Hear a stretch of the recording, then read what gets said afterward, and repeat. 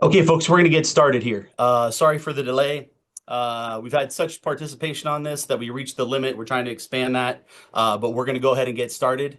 We just had a little technical difficulty because people couldn't get on from their offices. We all ran down to one office. So instead of doing it individually at our computers, we're having to do it live from one computer. So sorry for that technical difficulty. We'll get started. I'm Randy Erwin, National President of NFFE.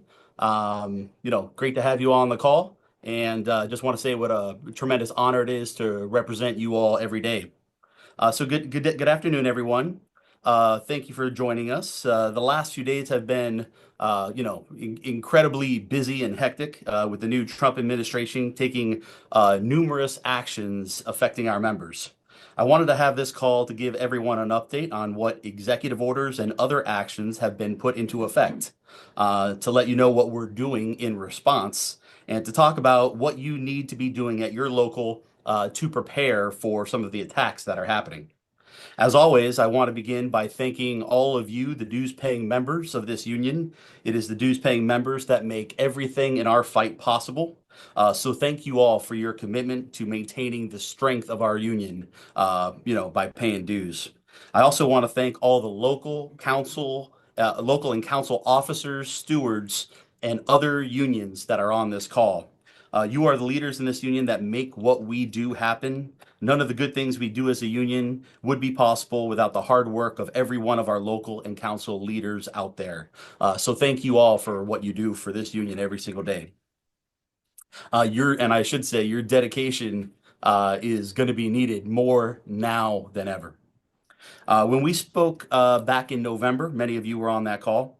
We talked about how the election results had been disappointing. Once the new Congress came in and Trump got inaugurated, Republicans would control all three branches of government. Although it is important to note that Republicans have only a small majority in the House of Representatives. Now this union prides itself on being the most bipartisan union in America and works equally with lawmakers from both sides of the aisle, and we have a long history of doing that recently, and going back decades. That being said, history tells us that when we see a united government in Republican control, it tends to be a hard time for federal workers. And as anyone can see from what Trump and the Republican controlled Congress has done in the last couple weeks, things are getting very tough for us right now. Trump has already taken numerous actions that are outright threats to the federal workforce. We're going to get into some of those things. And Congress has authored a slew of anti-worker pieces of legislation. Worst of all, I would say, it seems that Republican leaders in Congress are so far unwilling to act as a real check on the president's executive power, a key role of the institution of Congress as outlined in Article 1 of the U.S. Constitution.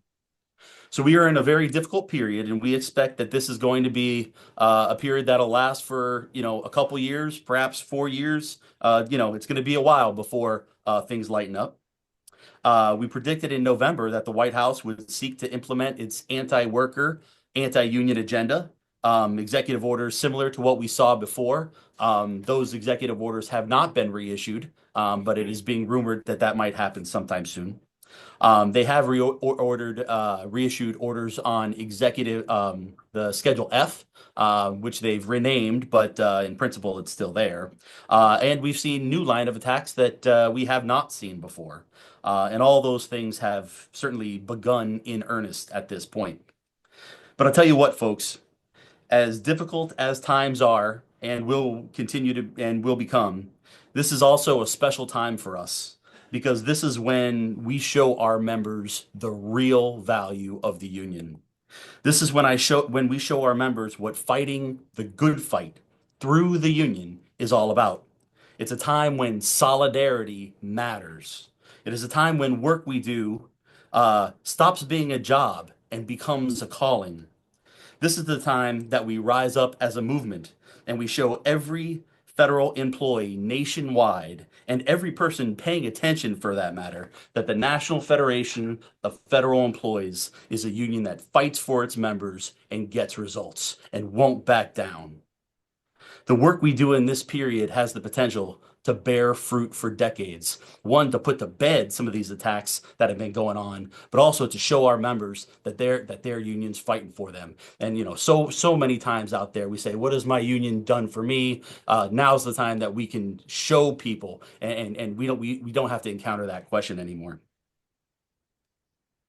So even though the threats are high, this union will meet these challenges head on and will not back down from doing what is right for the members of this union.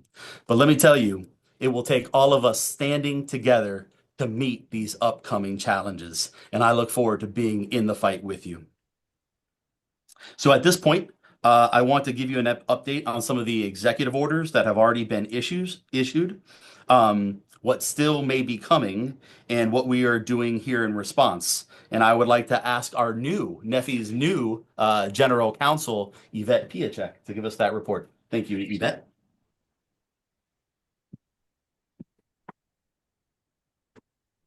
Thanks, Randy. We're playing musical chairs here. Hopefully my computer can support this whole call. But like Randy said, my name's Yvette Piacsek. I'm General Counsel here at NFFE, and it's really good to see all of you here.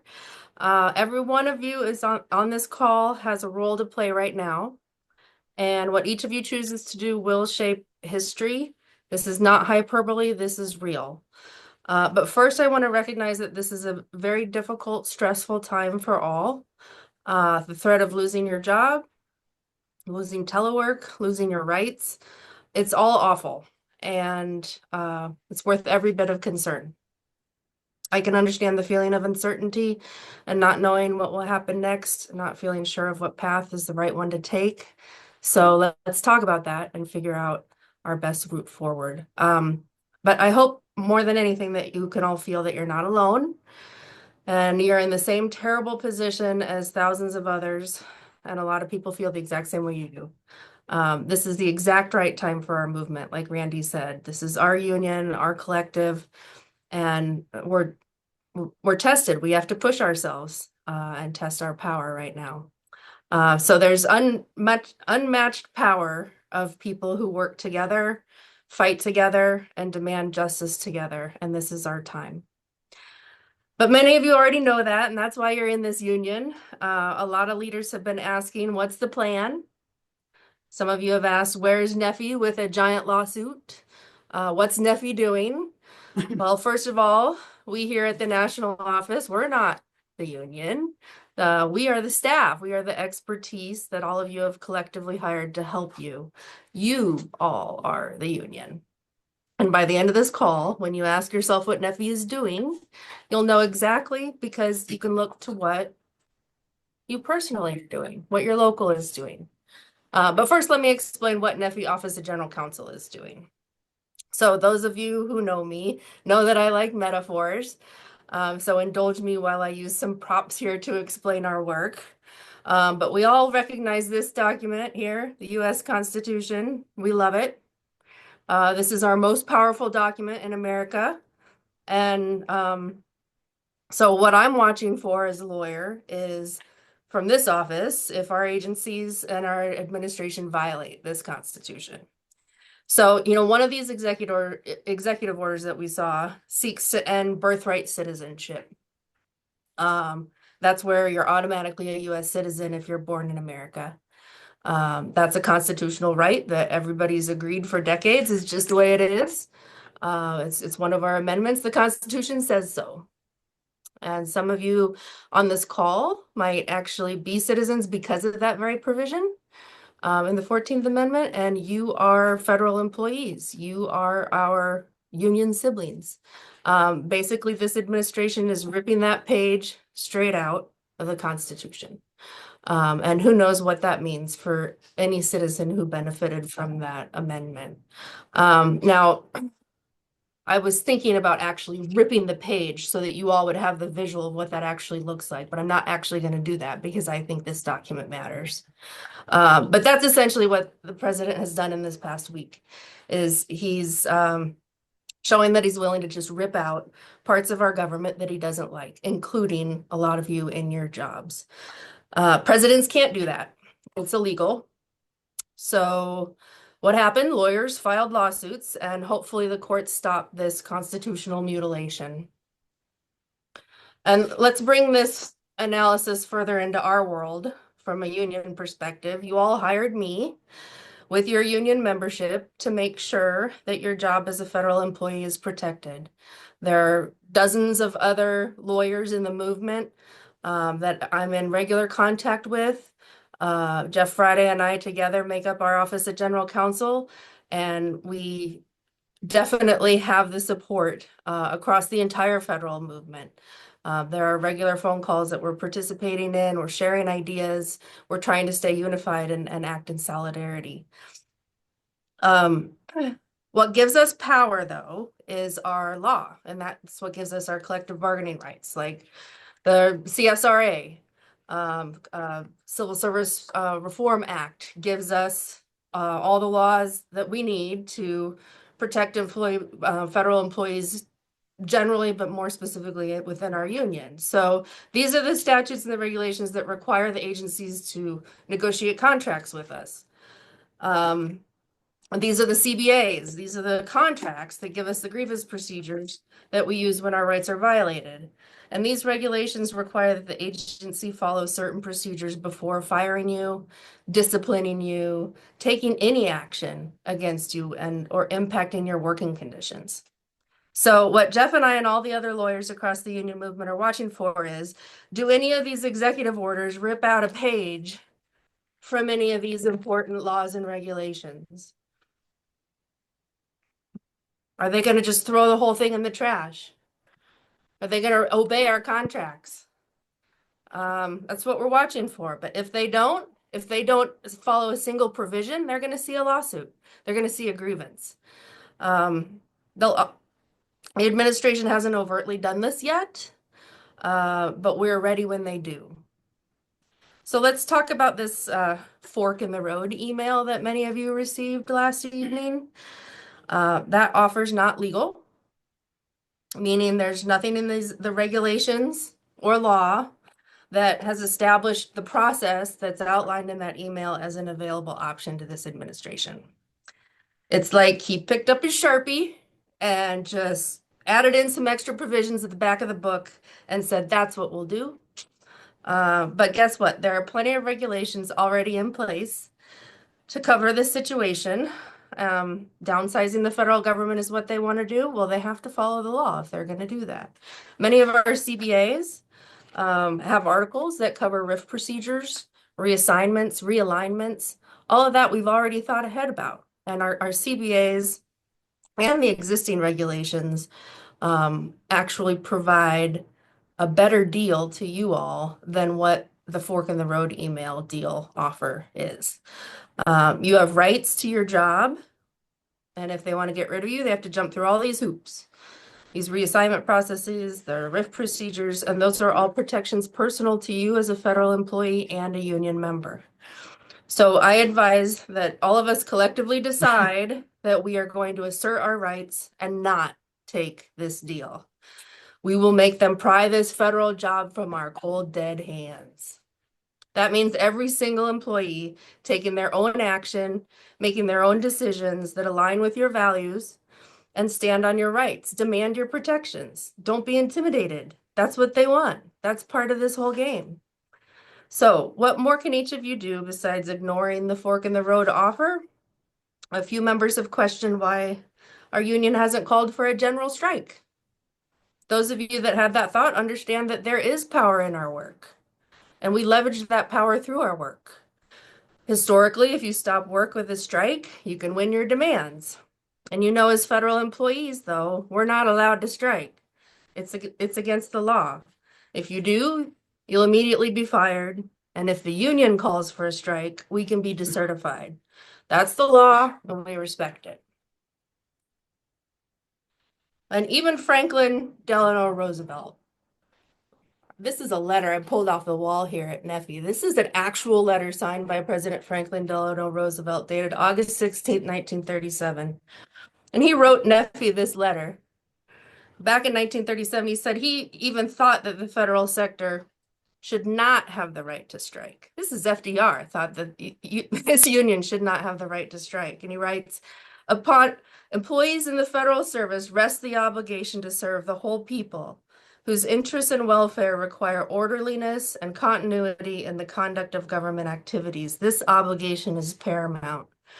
So thank you, President Roosevelt, for those words we all know to be so practical and wise, even in this day and age.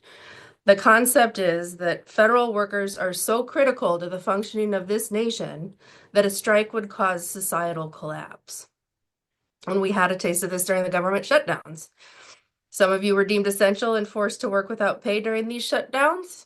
You show up. Your work is so important. During the shutdowns, there was public outcry because people came to realize how truly important the federal government is, how important your work every day is. American society does depend on each of you, so we will not strike. But what we will do is essentially a reverse strike. We will not quit. We will stay in our jobs and we will continue to work to fulfill the mission, to keep our oaths until this administration follows the law, our contracts, in order to reshape this workforce. We will not accept this offer. This contract that was sent to us from a generic email account, but there's not even a face to it. So here's my legal advice. If you do accept it, you're waiving your rights. You're potentially accepting a worse deal than if you did nothing. If you wait for the agency to conduct a RIF, you may be reassigned. You may get a severance pay amount that's even better than what was offered last night. There's a formula, you could Google it, but you could potentially get up to a year's worth of pay as severance if you wait for the RIF procedures to take effect. So if you read that fork in the road email carefully, you'll see it was drafted to benefit the government. They leave it to their discretion whether they'd even put you on admin leave. So basically, there's no guarantee that you'd be relieved of your duties. The only benefit promised is that you would not have to comply with the return to office changes. And do you really think the American people will be okay with having thousands of federal workers get paid for sitting home, not working until September? No, that's not efficient. Many say they don't even like us sitting at home and working. So it doesn't add up. I don't trust the offer. That's my advice.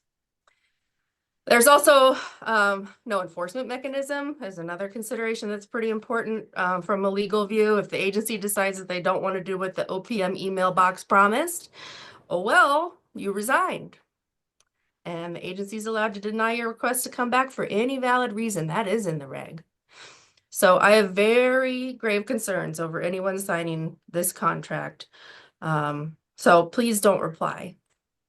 Reverse strike. Hang on to that job. And the American public needs you and that work you do every day, day in and day out, even if the administration is not indicating to you that that's your value. We know it. Please have the personal respect here to say, I'm going to demand the law be followed. Now, especially that this is impacting me. And we will support every single one of you who takes that stance. So we're also going to watch how the agencies roll out these policies because every agency is going to do it slightly differently. Maybe it'll vary by work site, by installation, by region. So we won't likely be filing a lawsuit that covers everything because details matter. Arbitrators, judges, justices, they look at facts and specific situations. So that means we need to assert our rights case by case, situation by situation. And that's intense. That's a big ask. It takes time, effort, thought, but we have to do it. That's how we're going to win this fight. So each of you has been to the training center at the harbor, I hope. If you haven't yet, look up how to go to class the next time we have one offered that's available to you. But nonetheless, you're all ready. You've all been given the tools to stand your ground through your union. So whatever they do that attempts to delete any section of our treasured documents, trample on our CBA, all of you need to be ready to file a grievance. This is a fight that's going to be won by all of us knowing our rights and asserting them when the time is right. So some of you have asked if you can donate money to good organizations. That's really generous. especially in light of, not knowing your security job-wise coming up potentially. But what's even going to be more helpful in the short term to you is a federal employee is asking the non-members who you work with to join the union. We have a lot of people who have taken for granted what the union can really do, and now all of a sudden they see the value. And so this is really an opportunity for us to get even stronger so that we can have more resources and take on a longer fight. So without the union, without members in a union, there's really no one who's laser focused on fighting for you. So please take the time now to make sure that you're asking these other people to join. It's the only way to make sure that, 100% of people that want to put money towards something, that they're furthering federal employees' rights. We do have a lot of support with our nonprofit friends, but not all of them know the federal sector legal landscape like we do. They may not care as strongly as we do about our right to collectively bargain. So money that goes to those organizations might not be 100% benefit back to federal employees. Like, say, signing up another member would absolutely give us more power. So educate, and in those conversations, educate them. Let them know that they have rights. And that they need to be a part of our union now more than ever, and that they can feel assured going forward that if they step out and stand up for those rights, that they've got the power of the union at their back, and they're doing the right thing. It's the right thing. So in the coming days, we will be publishing some fact sheets on all the topics at the top of mind. We've got 7 executive orders. Hopefully there hasn't been another one come out yet this morning. But we're designing information that you all can use for yourselves, but also that will help you when you're having these conversations with your colleagues about how they can assert their rights and what they can do in this moment. And that's for each type of threat. So we'll have them devised according to topic.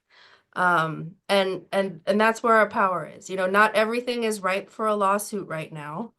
Many of the executive orders don't just rip out pages from our statute yet, but we do worry. We're going to stay on top of that, and keep watching them. We want all of you to. And meantime, encourage employees to file their own grievances with the steward's help.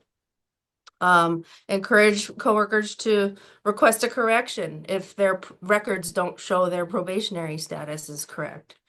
Request reasonable accommodation, or look in your contract to see if there's hardship protections that you can explore. This is the type of thing that will be detailed in these fact sheets that are coming out soon.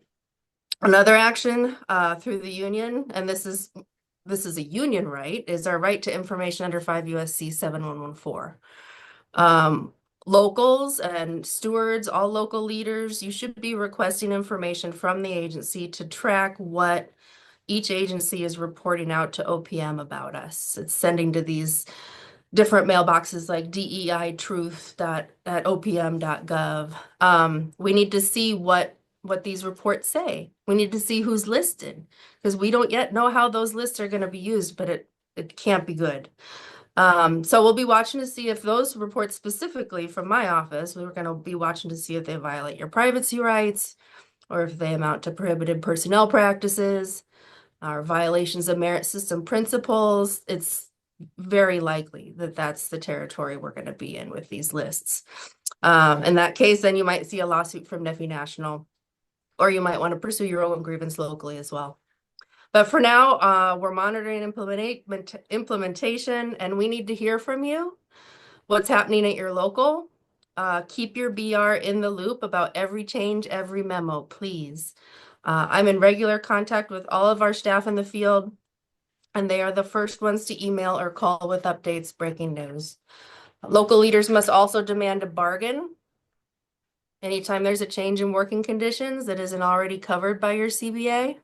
If it is already covered by your CBA, then remind the agency they need to follow the CBA and file a grievance if they don't. So like I said, we'll be putting out these one-pagers soon. I hope they help every member see their power and encourage them to take action. And together we are in this, and together we can win this. And I am really glad to be here with you in this fight. I I think at this time, Amy Gollinger is going to be. Do you want to? You're in the chair. We're in this weird setup.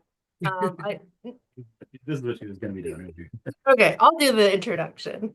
So, Amy, at this point, we'll ask Chief of Staff Amy Gollinger to discuss what locals should be doing to respond to what has happened so far and prepare for other likely future attacks. Amy? Sure. Thanks, Yvette. Hi, everyone. My name is Amy. I was previously the business rep in the Northeast region. Before that, I was in the Midwest region. I went through the 2016 through 2020 Trump years, and so I feel so deeply for everyone who is on this call and experiencing this chaos. All of our hearts are breaking. All of us are experiencing the same level of just shock and disappointment and frustration. I'm blown away that 300 people are on this call. It's heartening to know that everyone is taking these threats seriously and looking to what's next. So thank you all for being here, for your service to the union, for your service to the American people and our federal government. When Trump was elected in November, we were hit with a deluge of calls, people calling and emailing and wondering, what do we do next? You all assumed, rightly so, that something bad was about to happen. And so since that time, we've been working closely with our business reps and our locals and our national office to coordinate our next steps.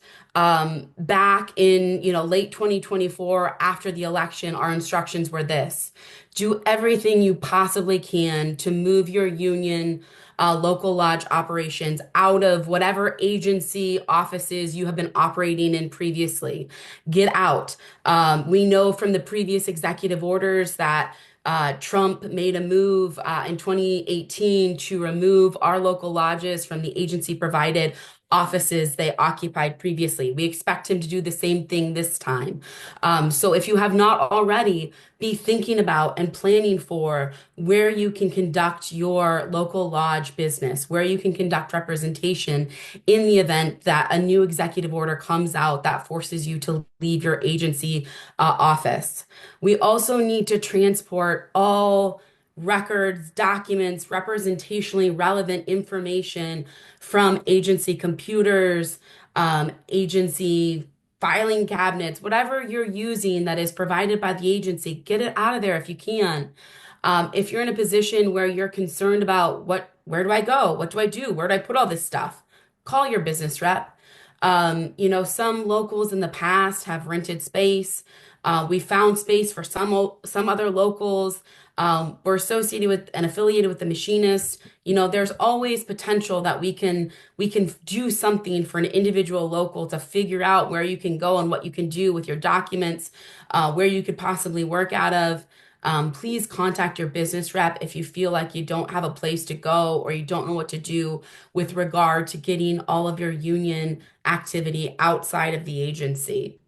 That's number one. Many of you have already done that. If you have, you're ahead of schedule. Great.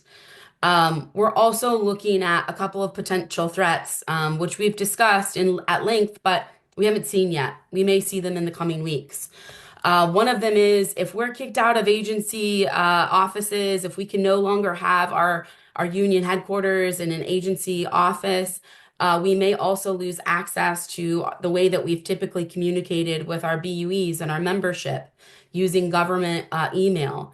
If that happens, it is absolutely imperative that every local leader has an Excel spreadsheet with the contact information of, at the very least, your members,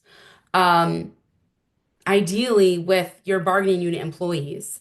We are suggesting that local leaders send out an appeal via email right now. You can use government email and say, read on non-duty time. Please respond with your home address, your personal cell phone, your personal email address.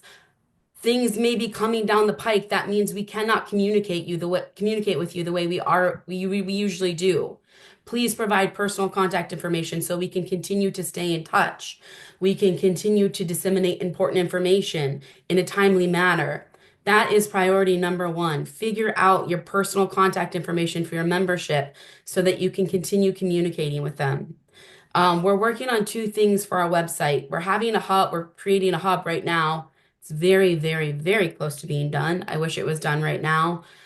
It will be called neffe.org/connect. There you will be able to direct your membership to go on and input all of their personal information, their home address, their cell phones, and their emails. That way we can start collecting a database so that we can communicate with people in real time when we need to convey an action alert, if we're going to hold a rally, if we've gotten some insider information that we want to push out as quickly as possible to provide a warning. We need personal information to do that. So you'll be getting an email from us in the coming days directing your membership and you to go to neffe.org/connect to put in your personal info. Please do it. We're not going to sell your information. We will not undermine your privacy. We simply need it so that we can maintain daily operations and be in touch with you all. The second thing that we've heard maybe coming down the pike is a cancellation of direct dues withdrawal. Right now, all of us have utilized agency support to collect union dues. It's convenient, it's easy, it's how things have been done for a long time. It's also dangerous. At any point, an executive order could come down the pike saying, sorry guys, we're not going to collect union dues anymore. Then what? What happens if we suddenly, cannot collect union dues? Well, we would cease to operate, at least in the short term, and we would have to very quickly figure out a means of collecting dues so that we can continue to operate. We're working on that process now. We will have a website called neffe.org/edues. This will allow our folks to go online and to fill out your personal information, your phone number, your email, your personal address, and it will allow you to either draft money from your bank account for your union dues every other week.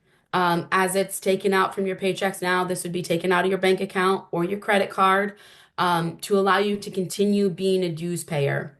As President Erwin said at the beginning of his address, we cannot do what we do without our loyal union dues payers. It's how all of this work gets done. So if you receive communication from us about the elimination of direct dues elimination or direct dues, please be on the lookout for another email that will tell you how to reinstate your dues. We will be in contact if that happens. So just be on the lookout. These are a few things that you can do right now to prepare for some executive orders that we foresee coming down the pike and happening fairly quickly in the coming weeks. So we're doing our best to foresee challenges, to prepare for them, to be as proactive as we can.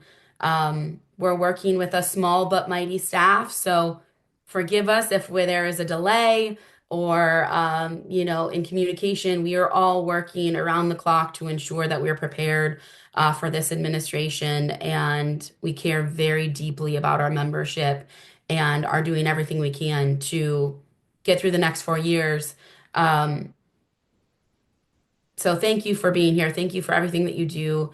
If you have questions or concerns, please reach out to your business rep, to me personally, to any of our staff. We're here and we are here in solidarity. So thank you for all that you do.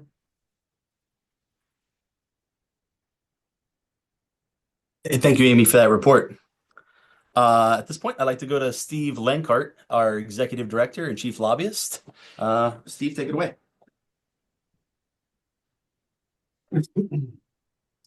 Good afternoon, everyone. Good morning to some of you.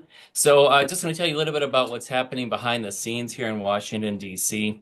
We prepared as much as we could for what happened over the past week.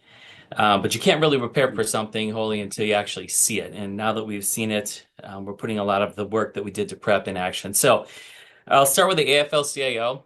There's a new series of committees that was set up at the AFL-CIO, not just federal unions, but all of our affiliates, and including non-AFL-CIO affiliates as well, too. So it's labor writ large.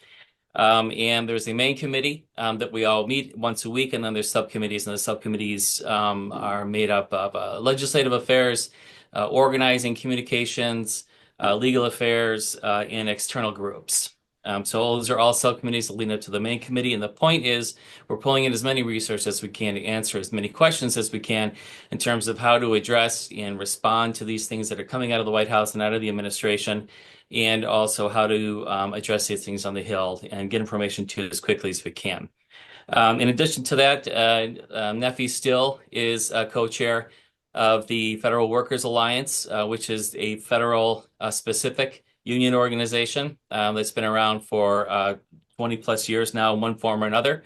I co-chair the legislative committee. Randy co-chairs the entire committee. Yvette co-chairs the legal committee, and Matt co-chairs the communications committee. So when I say NFFE really runs FWA, I'm not kidding. We actually really do run FWA. That's about 40 federal unions. And we are in constant contact, and we're also working with the groups at over to FLCIO to make sure that everybody understands where we are, where we need to go, and the sensitive spots for our members and for our employees. There is also, as I mentioned before, there's a number of outside groups. Now there's probably about 30 outside groups, mostly nonprofits, that are looking out for federal employees that have ramped up their missions over the past few months in anticipation of what's coming next. They're offering a lot of resources to federal employees. Over the past week, as you can imagine, we have been inundated with information from the White House and from the executive branch, from OPM and OMB.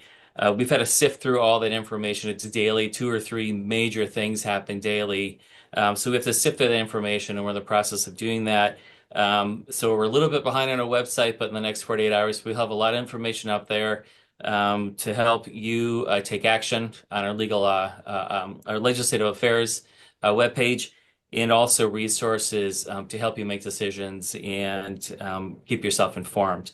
So that'll be coming very, very soon. I appreciate your patience for that. The mood around Washington, D.C. is Democrats are furious, obviously, that what's going on. This administration has already shown a penchant for not following the law, federal law. They ignore regulations entirely. And they're pretty much going rogue with a lot of ideas. And these are all things that they said they would do. None of this stuff is a surprise to anybody. Again, I refer you to Project 2025. This is stuff that they've been talking about for a long time. So we're not surprised by this, but now we have to respond to it. So Republicans on the Hill, some privately say that they're extremely concerned about a number of things, especially in reference to the federal workforce, Schedule F, ordering OPM to issue top secret security clearances to people that don't have background checks and things like that. So there's a lot of things right now that's making Republicans angry on the Hill, as well as Democrats. So we are engaging and have been engaging with all of them. We have constant update meetings to members of both the House and Senate, to the committees and to the caucuses. And we are paying special attention to our Republican friends.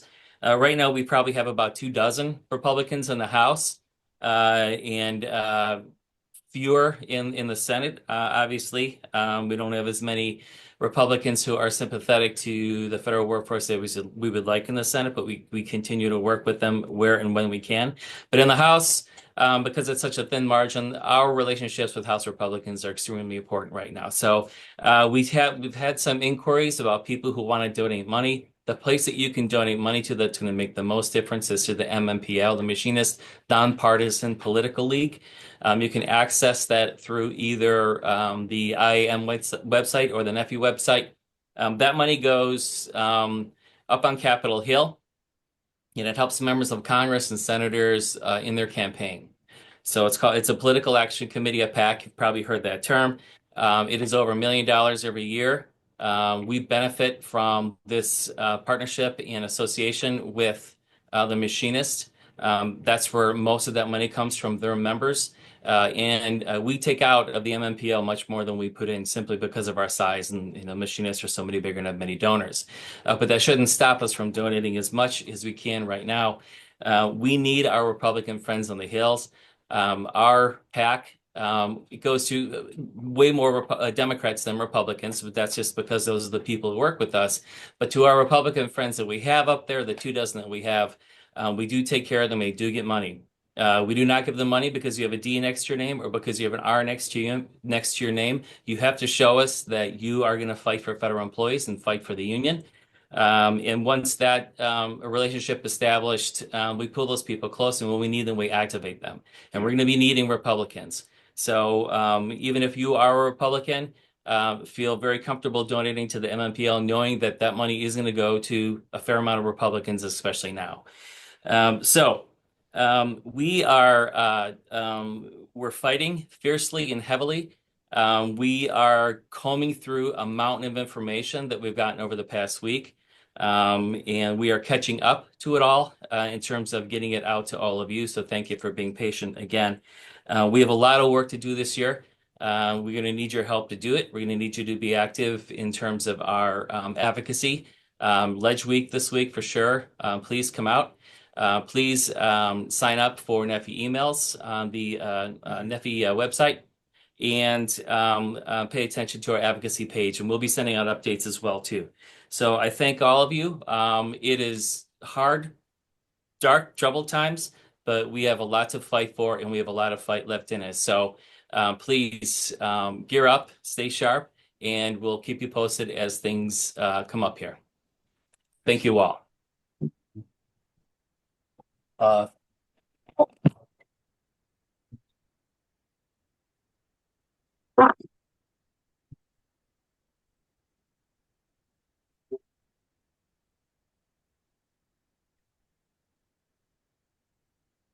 Didn't skip a beat. Okay. Computer went flying. Sorry about that, folks. Okay. Just to build on a couple things real quick that Steve was saying. Steve, thank you for that report.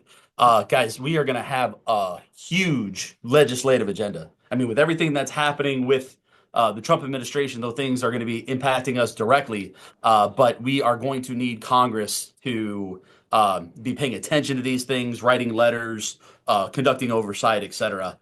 So, I mean, we have to raise our level, each one of us, 10 times, 100 times where we have been at.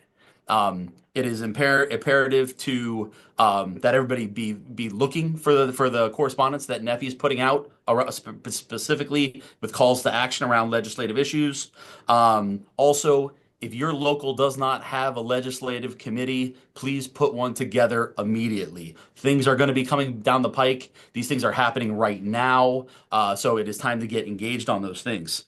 I do want to build very quickly on something that Yvette was saying, talking about our membership, asking people to join right now. We've been the fastest growing union in America for the last 3 years. We've grown 32% in the last 30 months, and that growth continues. So we're doing really well. But because of what's happening with this Trump administration and the threats that our members are feeling, our phone at headquarters is ringing off the hook with federal employees who don't have a union yet and are trying to organize one. We cannot return the calls fast enough with how many people are wanting to have a union that don't have one currently. So be glad that you have one. And for all those folks that have been on the fence about joining, now's the time to get off the fence. Now's the time to ask them. And we have 1187s pouring in as well of people who are doing that for the first time. So I know with all the chaos that's been created, organizing is a little bit harder when there's chaos going on. But find a way to get around and ask people to join because people want to join right now. They want to be a part of, they know that they're being threatened. They know that the union is is fighting for them and will fight for them. And they want to be a part of the solution. So people are very receptive right now. And it's a good time to kind of expand our power and expand the resources that we have to fight these fights. So, to the extent that you're able to do that. Now's the time to do it. So that being said, we want to get to some questions and answers, and I'm going to turn it over to Matt. Matt, go ahead. Good afternoon, everyone. Before we jump into questions, we were able to increase that max capacity. So I'm going to give it a couple minutes here while folks continue to join. Just hang tight with us for a second here.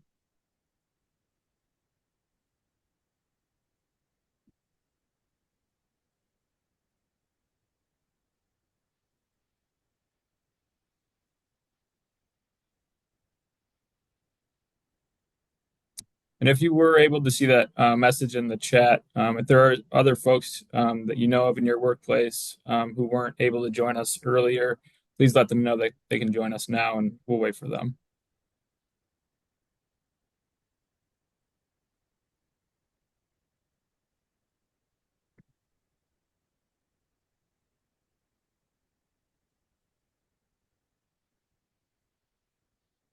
So a lot of people submitted questions ahead of time.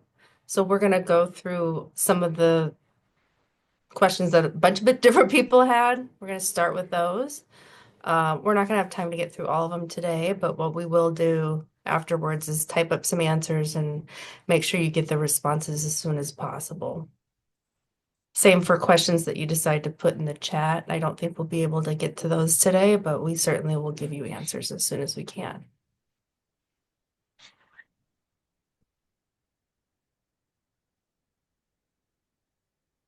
Let's move forward with Q&A. All right. Matt, can we start Yeah, with we'll some go ahead and get questions? started now. Thank you. Of course. So as Yvette mentioned, thank you to everyone who submitted questions ahead of time.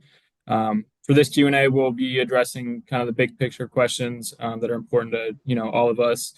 So if we don't cover a specific question that you had submitted, we'll respond to you individually. And if you still have questions at the conclusion of today's call, please email them to me at mdorsey@nfe.org so that we can help clarify those questions.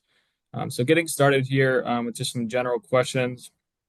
Number one, who can President Trump fire? I know that SES employees can be fired as well as those on probation, but are there others? If you are a career non-SES employee and not on probation, can you be fired without cause? So federal employees are protected once they pass probation. The question is correct that SES now can more easily be fired. There's an executive order that came out last week that made that more possible. And certainly probationers, we know, are basically at-will employees, so they don't have the protections. But once you pass probation, you do get these job protections. It's by statute. You can't be fired for no reason at all. You have to be fired for cause. In the federal sector, it's the agency has to show that your termination promotes the efficiency of the service. And really, the only two ways they can go about doing that is by alleging that you committed misconduct or that your performance has diminished to a point where you're unacceptably performing and need to go under Chapter 43. So those two procedures are sort of our union bread and butter. But other federal employees also have to have those same protections and can't be fired unless there's misconduct or performance reasons. And then there's a RIF. A RIF is a different thing. That's what we're more concerned about happening in the next few years. And that's the downsizing of the government. That's the elimination of the workforce. And there's a couple other questions so we'll get into the RIF details later, but there is a difference. Thank you, Next Yvette. question. Yeah. Sure. So the next question, is there a difference between a RIF and being fired? Yes, there is a difference. So a RIF, you are not fired for cause or for no cause at all. You're not really terminated. Those really aren't the words that attach to a RIF. A RIF is a reduction in force. So it's an involuntary termination of your position. And of course, there's different procedures that attach to that. There's notice procedures. There's a whole litany of processes that we've organized and negotiated into our collective bargaining agreements. And all of those are additional protections over and above the statute that you all can take advantage of. Thank you, Yvette. And moving on here, our next question.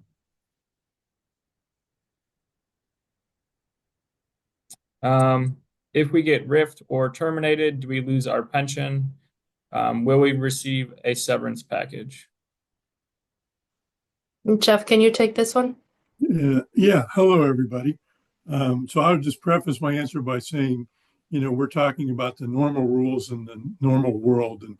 And so, anything different things could be tried by the Trump administration. They're definitely acting outside of the box. But normally, when there is a RIF, you you do not lose your pension rights. And normally, if you're the agency takes a action against you for misconduct or performance, you do not lose your pension rights. As far as the severance package, normally that's a tool that agencies use when they are doing a RIF, which they have to get approval for from OPM to provide severance, which is limited up to $25,000. Normally, if an agency is doing a RIF, they will get that authority, and they will try to use buyouts to lessen the impact of RIFs. So that's how that normally works. Thank you, Jeff. Moving on here. Next question is, what is being done to protect official time, office space, union dues, as in an entity as the union itself protected? So we did live this in the last administration with Trump, where he issued 3 executive orders that jeopardized our ability to perform our full representation functions, took our office space, all of the things that the questioner asked about.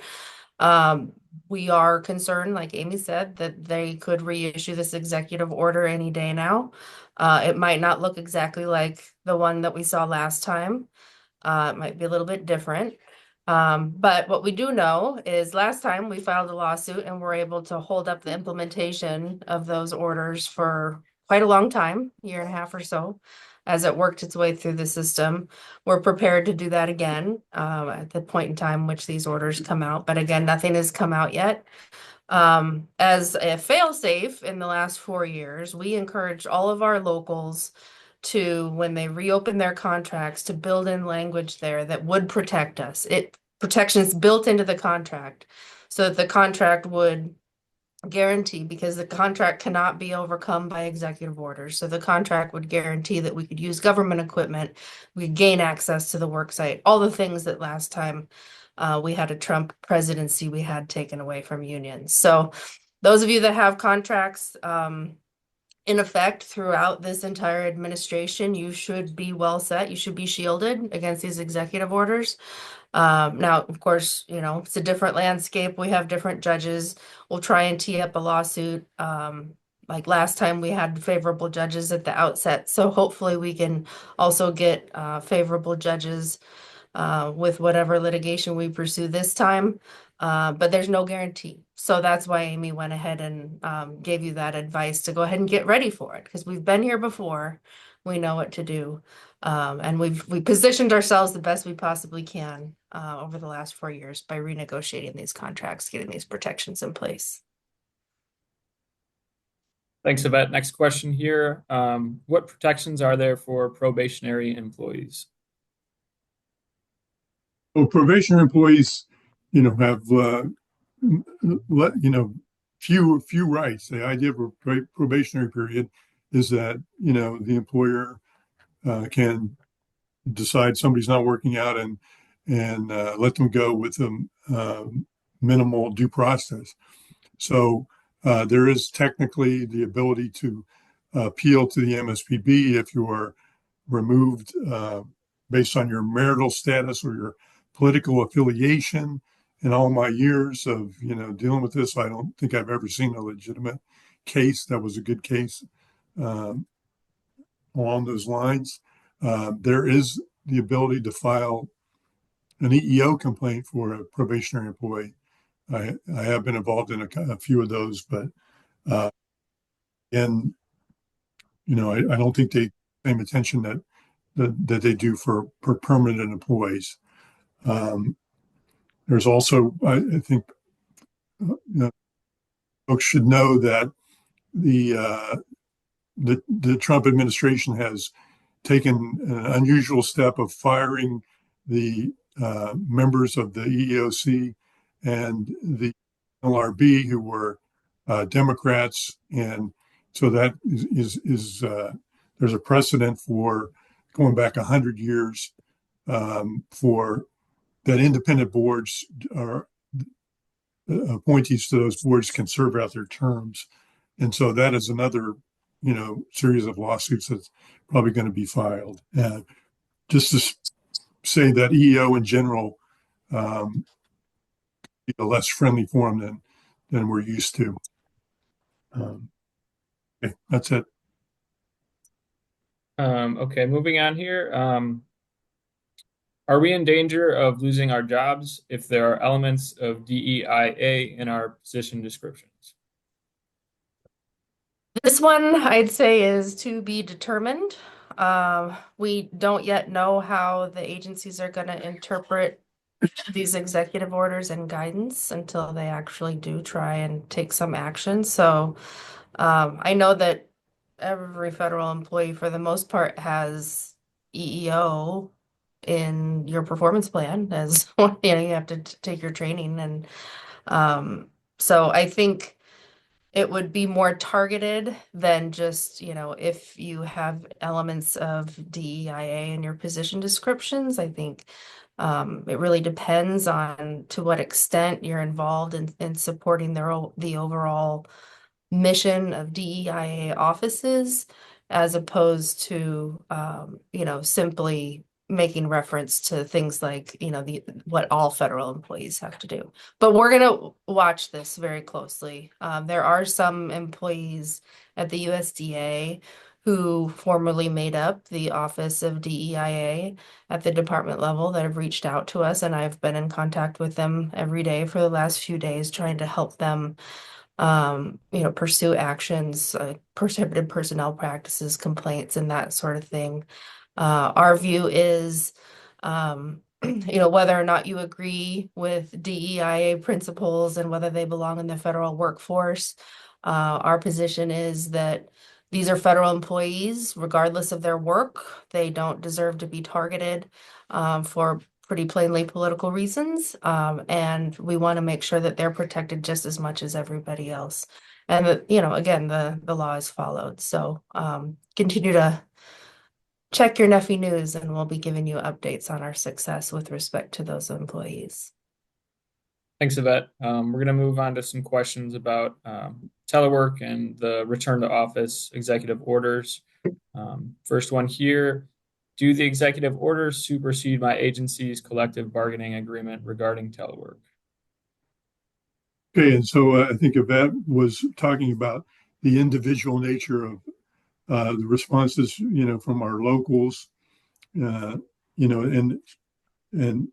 this is an example of that, in that not everybody stands in the same place with regard to this issue. Yvette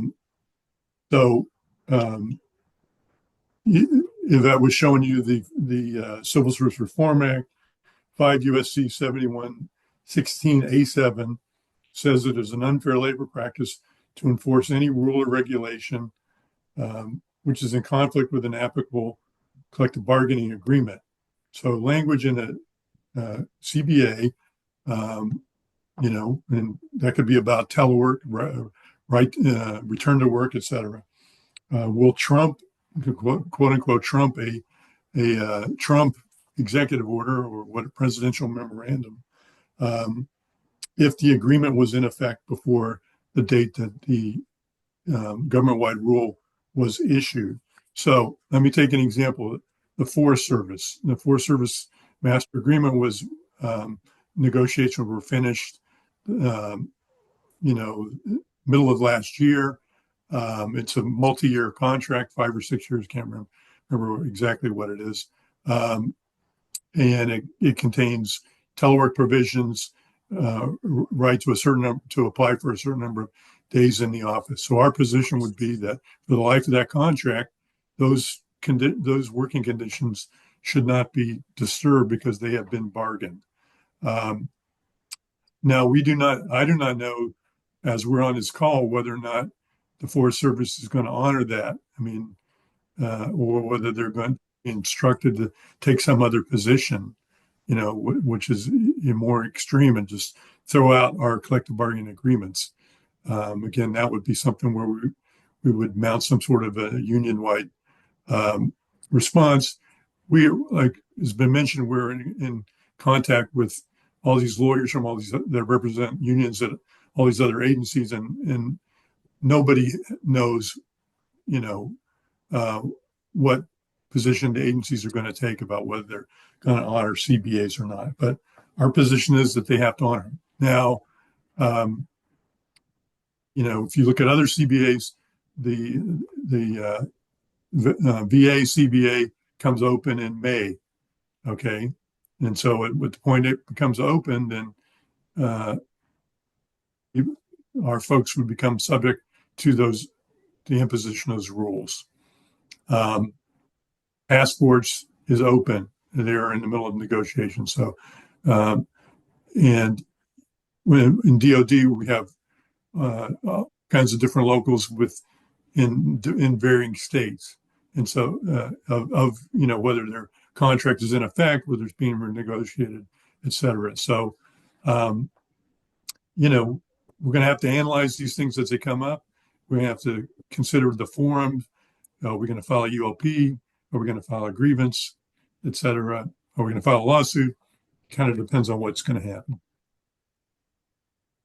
So, Matt, I think we have time for one more question, and then we're going to have to do written answers for the rest. Okay.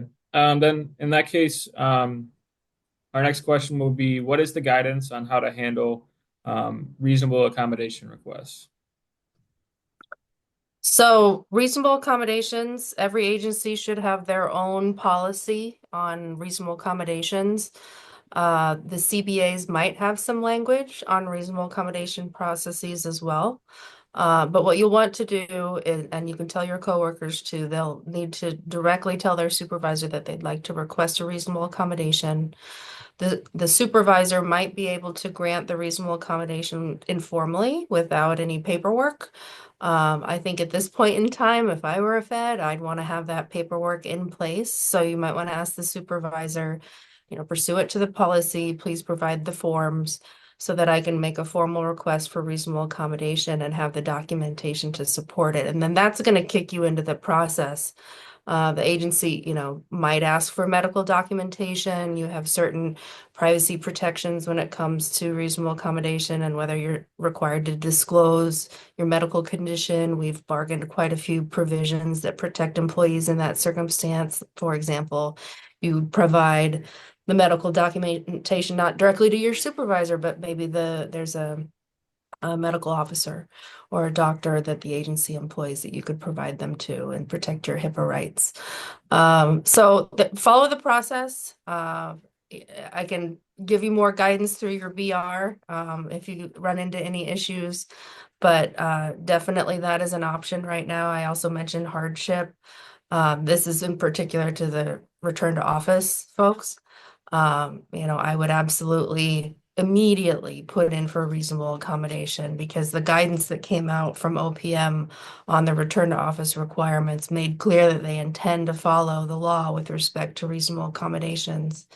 One other question we'd have that I'll touch on real quick was, can we still file EEO complaints? And like Jeff said, some of the folks that are the politicals now over at that agency, have promised that they would do their job according to, principles of colorblindness. So we'll have to see how great they are over there. But just so you know, there is no pullback of EEO laws. Everyone is still protected against discrimination based on protected class.